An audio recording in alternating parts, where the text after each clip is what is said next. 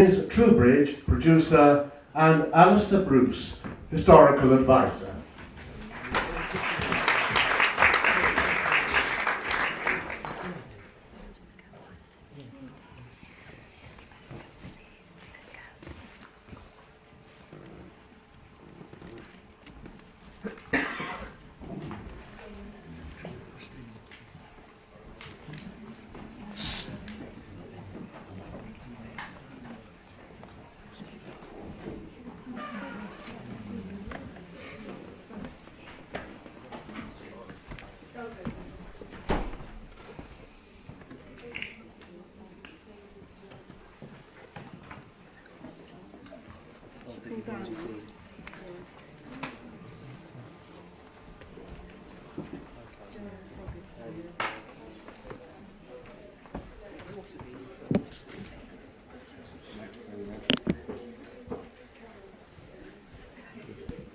John Miller from Universal Television, apparently.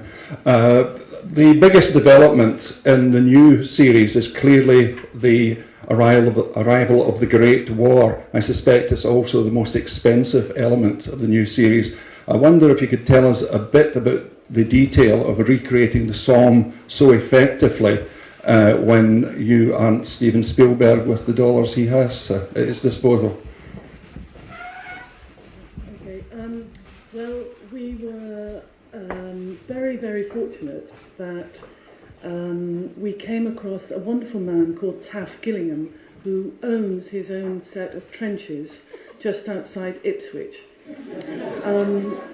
And when we saw it, the task, I mean, once we looked into what it was going to cost to actually, it's an engineering job, of course, to build trenches, and we were thinking, I know Gareth and I had spoken about it before we started the series and thought we really don't want to do trenches on the stage because it looks like a set and we just couldn't bear it. We saw these and Donal, our designer, said, give me 2 weeks and I can make this really good at a quarter of the price. So we did, and we brought in a bit of CGI element just to create a width, really.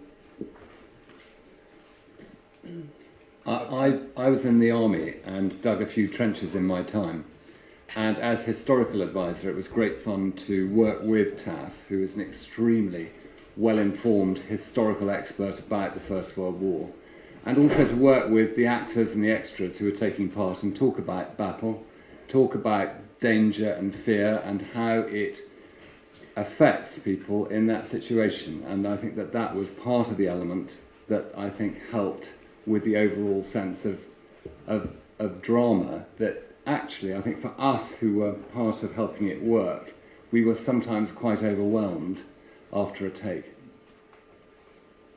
I also think, to be honest, that some of the extras that we used in the war sequences were what we named Taff's men, and they are people who are either ex-soldiers themselves or real aficionados of the First World War, and therefore they really knew what they were doing, they cared about it, and I think that makes a big difference too. Well, I was David Wigg from the arts section of the Mayo Group. Can you tell us how long was the shoot? How long did you film at Downton Abbey, or rather here, Highclere? And also, where else did you shoot, and how long did it take? I mean, if you could break it up, the actual where you were filming for the whole series. Well, it's we're still shooting, so it's a 23-week shoot, and of those 23 weeks, believe it or not, only 5 days were spent in the trenches. Roughly, we left, our last day at Highclere was the end of June, and we made the most of it up until that point, but roughly, but very, very roughly, we were about half of it is filmed here, and the rest of it is either on the set at Ealing or in little locations for sort of one-day guest locations. And what was the biggest challenge with this? Was it the war sequences, or what problems did you have which you didn't have the first time round? Well, because it was set in the war this time, of course, and because we make this house a convalescent home. Last time when we came here, we had our cast to deal with. This time we had our cast and extras. All the time we had supporting staff because there were men here. So it had just grown massively. And we were very keen not to dwell in the war. Whilst the war impacted on it, this was still Downton Abbey, and we wanted to tell those stories of the people and how, it was great for us to tell how a war impacted on the lives of the people, but at home. I think one thing that we were conscious of because of the success of the show last year, and we knew that we had to tell the story of the First World War, it was a realisation that there was perhaps a larger audience on television was going to learn about the First World War from this show than anything that's been on for years. There are endless documentaries about the First World War, but they're watched by obviously relatively small audiences, and we felt there's an entire generation will be learning about it from this show. And I think because we'd achieved such a great production value here at Highclere, and we were pleased with the way we'd realised the world. We knew that we had to get the same standard, in the war scenes, and we didn't think it was acceptable to see Matthew Crawley sort of going away and coming back on leave every episode with no sense of how, although the show is still about Downton and the people that live and work there. We had to have a bit of a sense of where the men were going to and what it was that was impacting on them. And so I suppose we were daunted by, the trenches was the big new element to put into the show. But having done this now a few times on productions in the past, I'm beginning to think it's not as difficult to recreate as you might think, because if you have enough cameras there and enough explosions going off and you waggle the cameras around a lot, you tend to get some good stuff. Whereas when you're filming here, everything has to be very precise and well orchestrated. So a lot of it's sort of luck and accident and good accidents rather than planning. Our camera crew actually built for themselves what they called a wobbly later, and therefore every time there was an explosion, they pressed a button and the camera did that. So high tech. Darren Smith from the Sunday Post newspaper in Scotland. I just wondered if, on the back of the success of the first series, there was a bigger budget available for the second series for those scenes. And also we saw a brief clip of the amputees there at the hospital. Were they former or real soldiers as well used for that? Some of the amputees were veterans, and some were people who had horrible accidents. And they came from two agencies who are amputee agencies. Yeah. On the budget point, there was one thing we didn't have to do this year, which was to read all of the below stairs scenes, so the kitchens and the servants' quarters and the attics and everything. Those are all on a stage at Ealing Studios, and we had to build all of those last year, and that was pretty expensive. So we didn't have to do that again this year. So in a way, we were able to take the money that we would have spent on the sets and use it on the trenches element this time. So we've got a bigger budget because we're doing more episodes and the episodes are longer, but it's about the same, prorated about the same. Guardian. When you started the first series, it was this massive phenomenal success that it is now.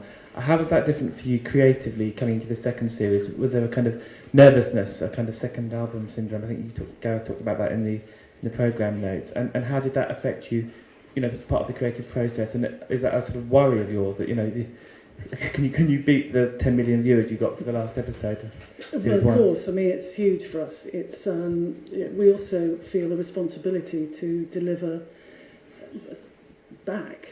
There is a loyalty now to the show, and we want to make sure we give back and satisfy people. So yeah, it was a huge part of our early discussions, and we knew that we wanted to go bigger and better in a way, if we could. And what helped that, in order to, once you've established your characters and people have fallen in love with them, then you are in a position to take them on, and of course that's the choice. And one of the greatest things which was really helpful, by being in the war, you're automatically given a set of circumstances that's enormous, life-changing, and of course, the first series had set up for that, and so that's why we felt it was important, having left the last series announcing the opening of the war, to start the next one right bang in it, and not go through the process of setting up the war. So we didn't come back into 1914, we went right back into the Somme. And I think we've kept it chock full of story. And Julian, in just the level of invention and the amount of storytelling that goes into this, all of these 20 characters, that he manages to give all of these characters very meaningful journeys, even though they might only have a few minutes of screen time in any one episode. You also get lovely things happen, which should happen on series, where the actors and the characters start to sort of cross-pollinate, where the writer, obviously when Julian first conceived the characters, they're just fictional names on a piece of paper, but they become human beings as a result of the first series. He then starts to notice things that he likes about those particular actors, and he might take something from the actor and put it into the character, and you get all of that sort of development. And I think it becomes much more of a collaboration between the writer and the actors in the second series, because the whole thing's moved on. Significant strength of the show is the attention to detail. We see that when Bates arrives in third class and Lady Mary is in first. But I was quite surprised in 1916 to hear a man call a woman a bitch, or was this to stress the gulf in class between downstairs and upstairs?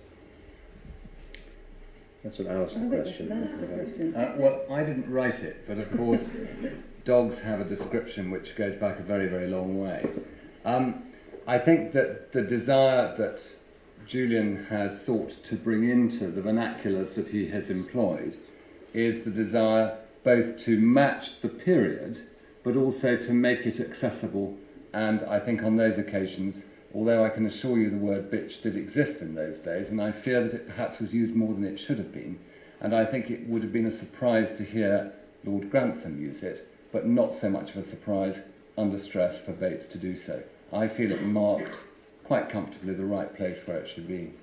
But there are some occasions when we've had to make sure that, if you heard them speaking the way they did in those days, nobody on ITV would really understand what on earth they were talking about. We wouldn't understand. No, exactly. And so I think that there is a little bit of edging.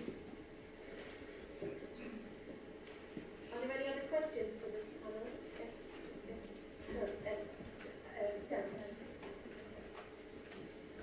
I just wanted to know what you were hoping to accomplish in this season that you didn't accomplish in the last season. Now that is a good question. Yes, a very good question. Very difficult one to answer. Yes, I'm really not prepared for that one at all. We were really very pleased with the first series. We sometimes with the second series, there are an awful lot of things that you want to change, that you just think, we should have done this, that, and the other differently. There were very few things that we really thought, no, that was obviously wanted to get rid of half the cast and change them, but it was too late. But no, there were very few things that we said we've got that wrong or we want to change it. So when we were planning this series, it was really about taking everything we had already done and making it as good or better. And I think, probably the main thing is the story difference, as Liz said. I think if we designed the show to be set in the Edwardian pre-war era, and that's what we did in the first series. But the First World War gave us an opportunity to put much bigger stakes in there. And I think we would have got bored if we'd had endless more stories of the theft of snuff boxes and what have you. And instead, by coming into the war, we've got the men at risk of losing their lives. That everyone in extremis. Romance and love is much more kind of on the edge. So it was really about rising to the challenge, the inherent opportunities that came with doing the story of the war, and making sure that we covered all those bases. And period 1916 to. Jan Monk, ETC magazine. The period, does it run from 1916 to 19? Thank you. Yeah, we come out of the war by the end of the series. From a historical perspective, those of you who studied history will know that a huge amount of change socially began with the Great Reform Act in the 1830s.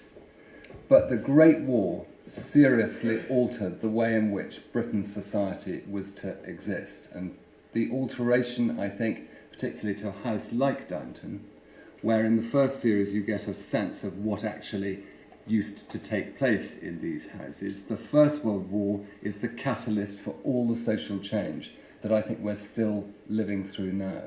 And I think that's what the second series, from my point of view, represented in terms of an addition to and a development of that first part. And I find that interesting from a social response that still is taking effect today.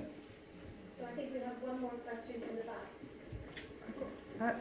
It's Jane Meredith from the Newbury Weekly News. I'd just like to ask, did you, while you were filming, did you venture anywhere else in the local area? Did you go, for example, into Highclere Village, or did you do any filming in Newbury?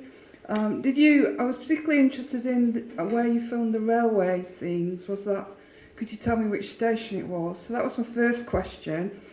Secondly, while you were filming at the castle, did you have to take special care to respect all the antiquities and valuable things around you? Did that present any problem while you were filming? Lord and Lady Carnarvon are sitting here, so of course my answer to that is we took enormous care.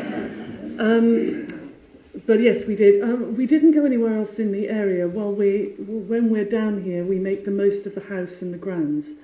We filmed the railway sequences at the Bluebell Railway near Horsham.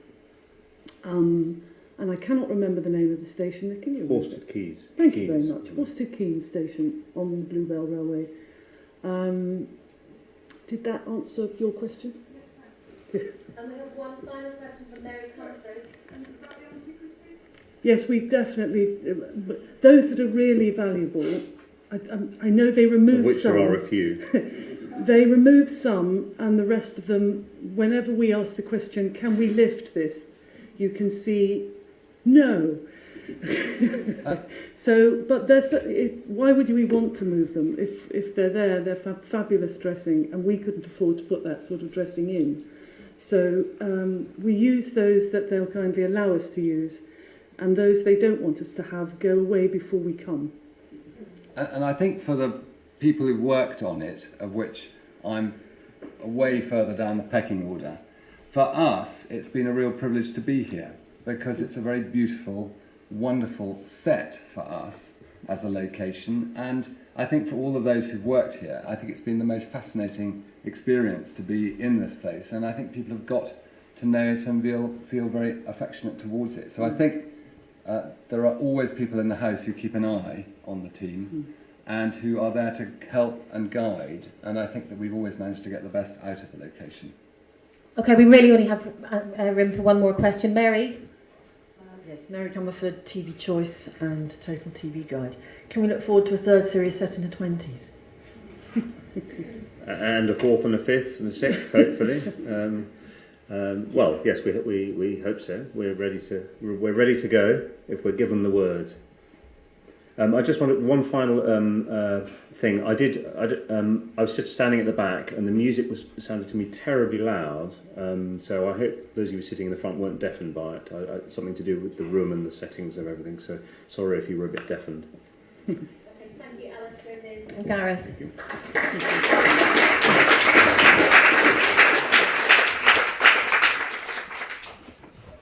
Ladies and gentlemen, would you now please welcome Hugh Bonneville, who plays Lord Grantham, Elizabeth McGovern, who plays Lady Grantham, Jim Carter, who plays Carson the butler, and Phyllis Logan, who plays Mrs. Hughes, the housekeeper.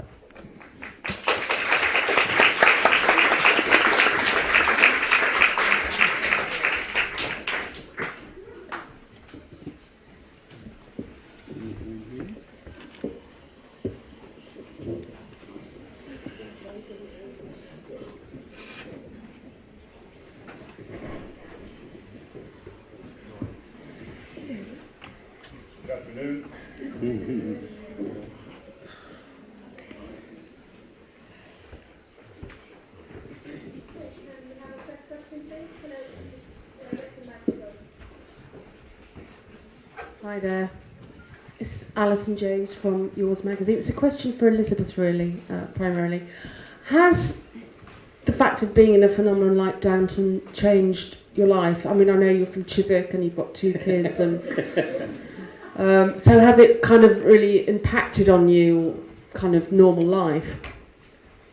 To be perfectly honest, not as much as I would have liked to think. I'm still doing the dishes and the laundry and cleaning up after the Yorkshire Terrier. So I'll let you know when it hits. But as obviously, I feel very proud of it and feel so privileged to be in it. That's the only change. I have a soupçon of that sprinkling every day. John Miller, Universal Television. It's a question for each member of the panel. Given that millions each week are watching this show and waiting to see you slip in matters of etiquette and protocol, I wondered how much research work you have to do into how these characters, dependent on their class, would behave in the various incidents they find themselves in, because the strength of this programme is how you've got it so right throughout the show. You silly. Who's sitting there watching, waiting for us to slip? They're sitting there enjoying the stories. My goodness. Anyway, Alistair Bruce has been up here. He's a Rottweiler. He doesn't let us slip. He sees a white glove going on to a footman when it shouldn't be there, and he's after us. We're not allowed to slip, heavens above. And shame on anyone who watches waiting for slips. Enjoy the stories of them. Yeah. I'm sorry, everybody that was to answer that one. Sorry, yes. And you mentioned millions watching, but not in Scotland. But this time, yes. Hurrah. Yes. Well, not everybody did. A lot of my relatives did, but now they're going to get it this time, which is great. So that might add a few more millions to our viewing figures. Yes, as Jim and everybody's already mentioned, our oracle, Alistair, is the one that we always defer to if ever we've got the slightest little hitch or worry about anything, and he invariably puts us right on matters, covering everything. There was one particular day that was became known as Asparagus Gate, because Alistair wasn't actually with us that day, and there was a furious discussion as to whether we would use fingers or use a fork. And, who knows the answer to this? Yeah, I know. So in the end, because we couldn't get a definitive answer, Julian said one thing, Alistair said another, and somebody else said a third. So we ended up slicing the asparagus up and pretending they were beans. That's all right. But I put it to you as journalists, when one is eating asparagus with a dip, does one use a fork or does one use one's fingers? We know. Fingers. Where were you? When we needed you. Can you just tell us, each of you, what your own personal dramatic highlights are in terms of each of your characters for this series, please? Well, my dramatic highlight was, I shouldn't say this really, was having my husband appearing in the same show. Really? Yes. Really. Not in real life, her husband. Yes. So I did say to him, "You're queering my pitch here. Can you not go and get your own job?" You know. Anyway, it was a bit like Bring Your Husband to Work Day, but it was quite fun. It was enjoyable. She's married to an actor you might know, Kevin McNally, and they live very near us in Chiswick, so that's why I know. And he came to the set. Well, he had to because he was working. Yeah. That's how I know. I think for me the highlight was a narrative one where really that. In the first series, where you've seen the three sisters really getting at each other's throats in various ways and being young girls, really, there's a particular shot, a particular scene. There's no dialogue in it. It's just a scene in which I noticed Mary turn into a woman, and I found that peculiarly affecting because there's a scene early on. I think it's episode 2 or 3 where she steps up to the plate, so to speak, as all the girls do. They all mature, and she stops thinking about herself explicitly and starts caring about these people who are about to come through the doors to recuperate here. And I found that a very a big turning point I found that very, very touching. I think Cora's journey in the second season is much of the time in the domestic trenches, fighting those battles. So one of them that's a victory for her is when she has the opportunity to tell Isabel, who's moved in to become in charge of the convalescents in the home, to basically get stuffed, and she sort of takes her home back and takes charge once again, having been displaced by this very inconvenient war that has invaded her house. So that's a personal Cora battle won in the second series. For Carson, I mean, of course he's cognizant of the fact that terrible things going on in the war, but do these people who realise that he's got to have a maid serving in the dining room? That was hell. A definition of hell.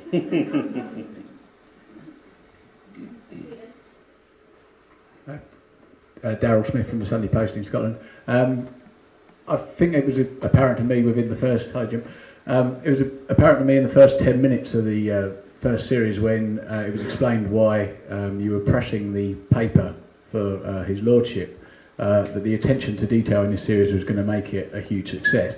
Was it as apparent to you when you first got it, or did the way it took off catch you by surprise?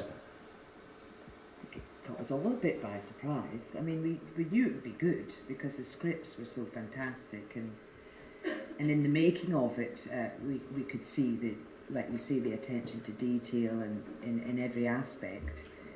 So I think we knew it was going to be good, but we didn't think it was going to be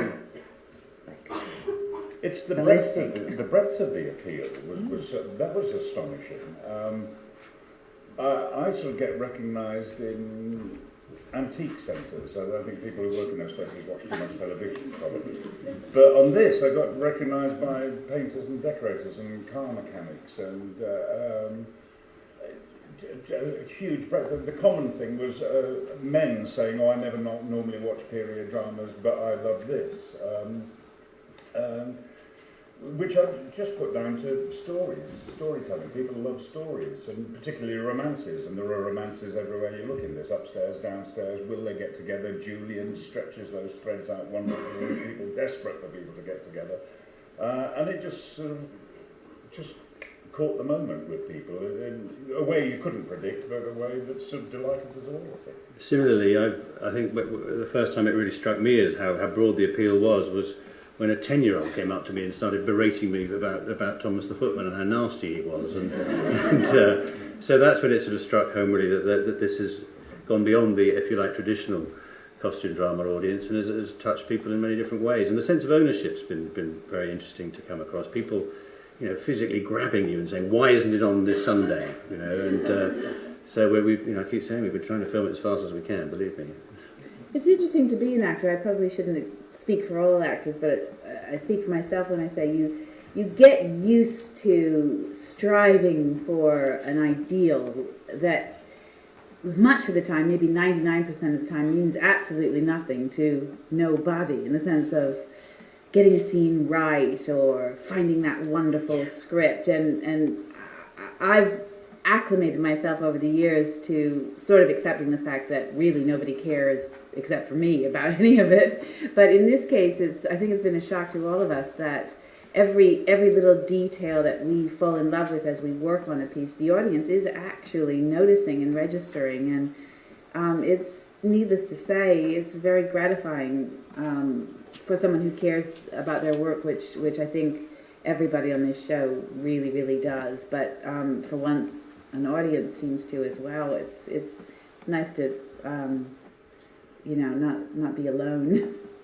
And just picking up on that, one example again about the detail of ironing the papers or whatever, I'm constantly on a daily basis overawed by the detail to which the art department go to. For instance, when we're sitting down and doing a breakfast scene and I'm reading the newspaper, that newspaper is the correct date, and it's a facsimile of the era. So it's quite, again, in terms of just infusing the scripts that are already superb with a sense of detail. Reading over breakfast next to an advert for Wincarnis or something, there is the description of news just in of the death of the Romanoff family in a cellar.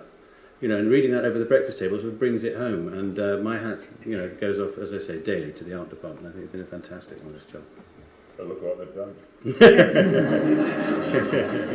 we have a question at the back. Carolyn Bodley, BBC Breakfast. I was just wondering, there's many good dramas, but this is clearly a great drama. And it stands out, it seems to me that the writing really stands out. What's it like for you when you get a script like this? Just wondered sort of your comments on the scripting and sort of using those words that Julian Fellows writes. Well, I find it very easy to learn, do you? Because it's so well written, and that's always a sign of a good script, how easy and how long it takes you to learn it. If you're still struggling, 3 hours later over a particular scene, then I think it's poor writing. But with this, it seems to just sink in kind of straight away, really. And the scripts are real page turners. Speaking only for myself, I have read the odd script where after page 10 I'm just flicking through looking for my bits. But with this hand on heart, I read, you turn the pages wanting to know, they hook you. You want to know what happens to these people. And if you've got a good script, you've got a happy shoot. A bad script, everybody's struggling to make the thing work. On here, we're struggling to do it justice. We want to do it as well as we possibly can to justify the work that's gone into it on the page. And hopefully that shows in the finished product. Bella magazine. I was just saying how I admired how wonderful your costumes were, especially for the ladies. Is that something that you'd love to wear today, and like a fashion that you'd like to see coming back? Absolutely not. We're free. Corset free. Corset free. But it is nice to escape into another world for a little bit. Okay, Mary at the back. Mary Comerford, TV Choice, Total TV Guide. The war is a huge theme this series. Did you have any relatives, any of you, who possibly fought in World War One? Great-grandparents or distant relatives? Yes, I think we all probably have. And I've got a photograph of my grandfather in his military uniform. And again, it struck me when the first time I saw Dan in his uniform. He would have been about the same age as my grandfather in this particular photograph.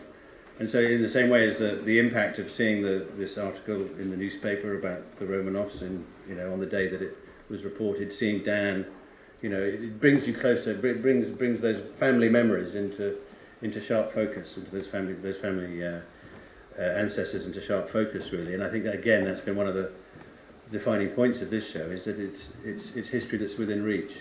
It's in all our. It's only one generation away, really, 1 or 2 generations away. It's not a distant past that we can fictionalise. It's touched with reality.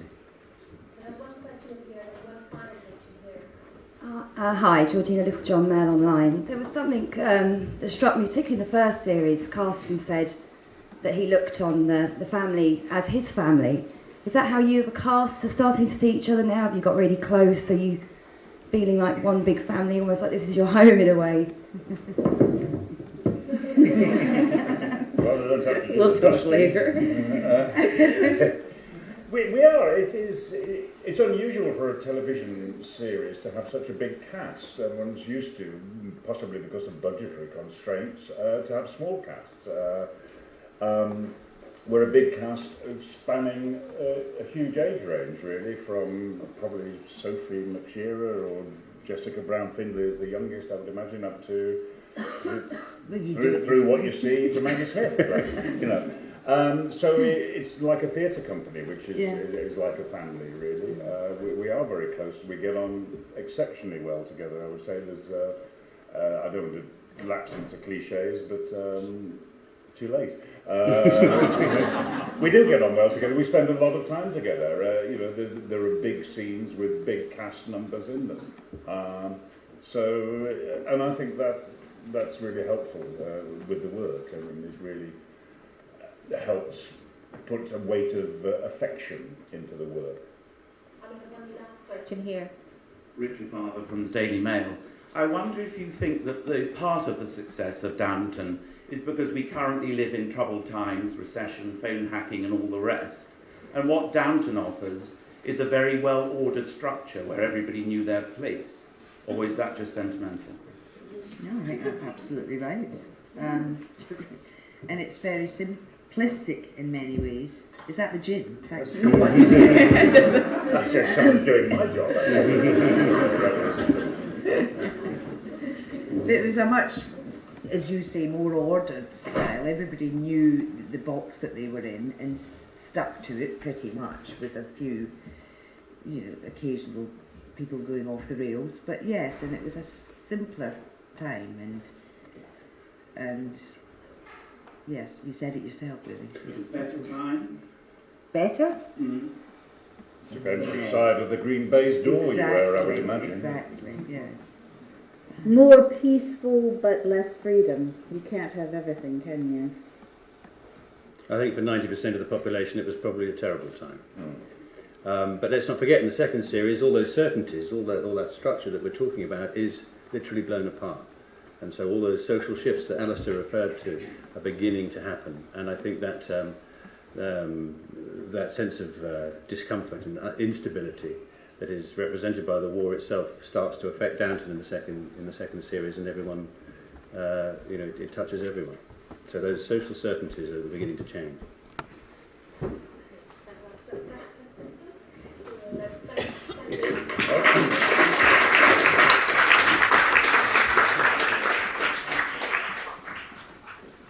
Ladies and gentlemen, I've been asked to say that Dan Stevens, who plays Matthew Crawley in the series, can't be here for this part of today's event, but he is on his way to us now from another set and will be available for interview later in the afternoon. I would now like you please to welcome Michelle Dockery, who plays Lady Mary Crawley, Joanne Froggatt, who plays Anna the housemaid, and Brendan Coyle, who plays Bates, Lord Grantham's valet. Thank you.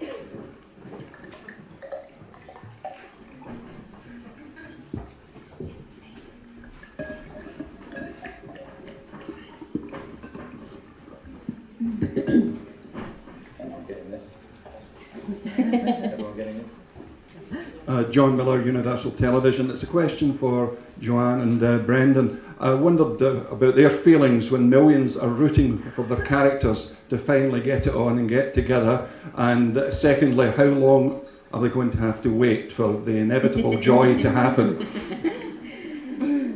Well, it's absolutely wonderful that people are rooting for Anna and Bates. It's so lovely. So nice to play like a character that's so popular in a relationship that's so popular, and we love playing Anna and Bates, don't we? We have so much fun doing it. So yeah, there's their relationship moves on in series 2. I'm not allowed to say too much, but it's not plain sailing. There's a few ups and downs in series 2. Definitely, it's quite dramatic actually, isn't it? Mm. Yeah, it's really gratifying that the audience is invested in the slow burn of this relationship, and it really is a slow burn. They do finally get it on, but Julian has decided for dramatic purposes that the course of this relationship is just not going to run smooth. And people and circumstances conspire to inhibit the growth of this relationship. I mean, he is a married man. And also it's very difficult in service when you're working in service to conduct a relationship like this.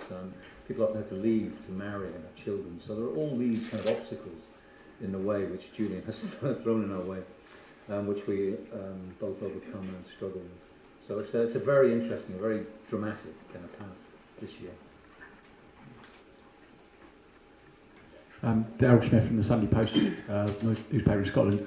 Michelle, Hugh said in the last press conference that Mary is a woman in this series. She becomes a woman. I was wondering if that's how you feel, and were you surprised how audiences took to her, bearing in mind with a less skillful writer and actress, she could have actually come across as a bit of a stern-faced cow.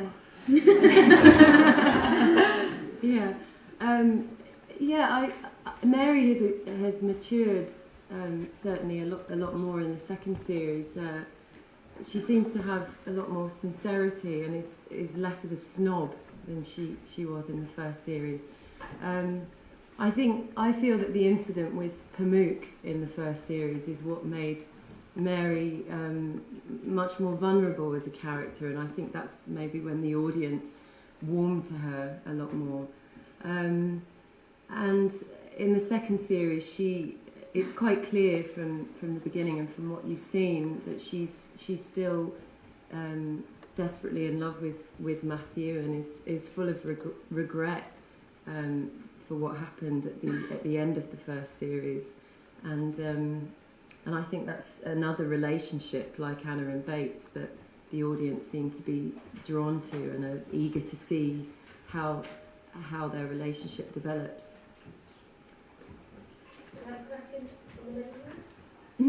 Well, from Now magazine. It's a question for all the actors actually, because I know that the thing about the series is there's quite high drama mixed with quite a lot of comedy. And how easy is it as actors to get that tone right so you're not going too far on either way, making it too slapstick or too melodramatic? Well, I think it's just, the main thing is it's basically in the writing. I think Julian kind of does it for you in a way, really. He just writes those levels so beautifully. And I think definitely for me, coming back to this for a second series, you know your character really well this time around. And so you can just kind of slot into those changes, hopefully quite easily. And because we're all working together as a group so much as well, I think we all kind of work off the same page. So we've been blessed with some great directors on the series, both first and second series, and the writing's very truthful. I mean, there's no sort of set pieces as such. He embraces humour and wit as well as great struggles and tragedies, and it just covers the whole range of human feeling and emotion and circumstances. It's just good writing. It certainly doesn't play itself, but Phyllis was talking earlier about how easy it is to learn and play, and how connected we are as a cast. We're all on the same page. And another question at the back, please. Hi, Gemma Graham from Buzz magazine. Michelle, you seem to get to wear all the best dresses. Is there a fight in the wardrobe department between you girls? Well, I think there's a lot of envy from downstairs. Sometimes I'll walk onto the makeup trailer and Jo will be sat having her hair done, and I'll walk on in another outfit, the third outfit of the day, and Jo's still in the same. And I was like, Michelle, you look so nice. I never get to wear anything like that. The costumes are stunning. Susanna Buxton is so talented. Her attention to detail, I think, is phenomenal, and we really enjoy wearing them. And the change of the fashions in the second series, I've really enjoyed wearing costumes that seem to be a lot looser. In fact, there are two dresses that I wear, and I'm corset free, which makes a lot of the girls quite jealous. Are there any other questions there? Sorry, just here. I beg your pardon, David. Hi, fantastic Daily Star Sunday. It's for the ladies. I know you obviously provide a bit of eye candy for some of the male viewers. How does it feel to sort of be in the public spotlight as maybe a sex symbol? Have you had any? Have you had any? I'm going to ask you after because you deserve your own section on that. Have you had any marriage proposals? Any crazy fans? Do you get fan mail? That kind of thing? We get little trickles of fan mail coming through, but Anna as a sex symbol with no makeup and one change of outfit, I can't see it. No, I haven't had any proposals as yet, or any mad fans. No. I don't think I'd be very good at it. Me too. Sorry? Yes, very demanding. He loves it. A lot of hearts to throb. No, I think Brendan has a lot of heart No, it's a bit of a weird one, Mr. Bates. I know, it's a very stoic character that has some kind of appeal that I don't understand or what was to categorise really. Just get on with it. Question for you. Last time in the first series, you were not very nice. You were calculating, and also you didn't seem to have your heart in the right place. Did you get a reaction from the public? Did they say, "Oh, you should go off and marry Matthew, you must be mad"? What kind of reaction did you get? It's quite mixed, actually. Dan and I have some people saying, you know, when are you going to get together, and other people who don't want us to be together. I think it's really mixed, and you know, sometimes I'll meet someone who says, "Gosh, you're quite a bitch in Downton," and other people who really warm to the character. So it's quite varied, and I think that's a real credit to Julian, because the characters are so that's what makes them so interesting, that they're not just one-dimensional. Are you relieved that she's becoming that nicer in this and developing? Yeah. Maturing. It's certainly more enjoyable for me to play. But she's quite a complex character. Yeah. I think we can only have one more question from John. Would you agree that Bates is actually the moral heart of the show? He's a man who's faced his demons and will do the right thing no matter the personal cost. And secondly, how helpful or unhelpful is it to have the gammy leg? I don't know if it's the moral part of the show. I mean, everyone has their moral dilemmas which they overcome in different ways. It's very good having the gammy leg. It's always good to. It's an appealing part of his struggle. Let's put it that way. It's another thing that he has to overcome, stoicism and courage. I just think he's another cog in this extraordinary machine when he's talking about morals and morality. And people were asking earlier about, do they think in times of austerity and strife, do we look to television, to show like Downton Abbey for comfort and reassurance? I don't know about that. I just think we're all part of this extraordinary piece where we have storytelling on the universal scale, the seismic shift of World War, and the very, very intensely personal story of all these characters. And it's great just to be a part of that. So please thank Brendan, Michelle and Joanne.